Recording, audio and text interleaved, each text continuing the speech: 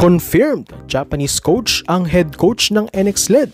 Asawa ni Jaja o Kurashiki coach. Pero wag yan, magka-videos, huwag kalimutang mag-subscribe, take notification bell para mag-update kayo dito sa ating channel. Tila ito na nga ang simula ng new era of Philippine volleyball dahil sa wakas nagiging bukas na ang bansa sa pagdayo ng mga foreigners at mas may kaalaman pagdating sa laro.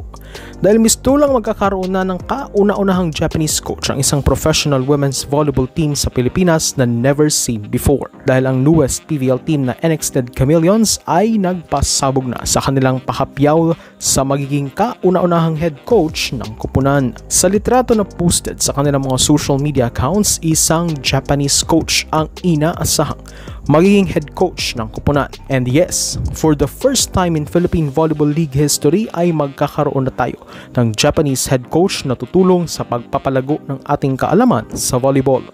As of the writing, wala pang opisyal na pangalan kung sinong Japanese coach ang tinutukoy ng NX-led. Pero as we recall, sa nauna nating mga articles and informations, nakita nga nakasama ng koponan si Kurashiki coach Hideo Suzuki sa ensayo. At ang kanyang pangalan ang unang lumutang dahil definitely malaki na ang koneksyon ng PVL champion coach sa Pilipinas at sa team NX-led. Pero may mga nagsasabi naman na baka hindi ito si Coach Suzuki. Dahil kung pagbabasehan ng litrato, medyo malayo sa mukha ng veteran Japanese tactician ang tinutukoy ng NX-led. Kaya naman, sa mapaglarong isip ng mga fans, mistula umanong si assistant coach ng Kurashiki ito na si Shota Sato.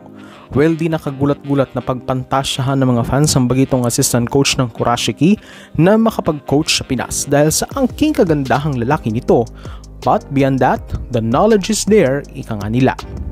Pero wait, there's more. May isa pang contender ang naghahabol. May mga fans naman na nagsasabing ito ay si former Japan Women's National Team assistant coach at ang asawa ni Pinay Pride Jaja Santiago na si Coach Taka Minowa.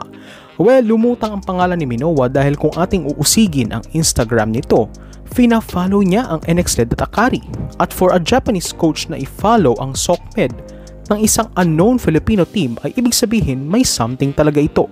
Pero ayon sa ating knowledge, tila nakapirma pa si Coach Minowa sa isang Chinese club team kung saan assistant coach siya sa team Liaoning. Actually, even sa kanyang IG post, kasama pa rin ni Minowa ang Chinese team na kino-coach niya. Sa dami ng pangalan na ito, isa lang ang sigurado. Japanese coach ang magiging coach ng NX-led at higit pa riyan ang kasaysayan na maaari niyang iukit sa Philippine volleyball. As I've said before, dito ko inadmire ang kumpanya ng Akari. Yes, di man sila nananalo sa ngayon, but with them being open to foreign knowledge ay malaking bagay di lang for them kundi para sa ating development bilang mga Filipino volleyball fans. Sila na ang magiging kauna-unang kumpanya sa PVL na both teams nila ay foreign coaches ang hahawak. Mga kasama ng Japanese coach ng NX-led sina assistant coaches Villette Ponce de Leon, Renzi Hu at Ronchette Villegas para iangat ang level ng debuting NX-led Chameleons. So, for support this channel, please don't subscribe, click the notification bell to update on the coming videos.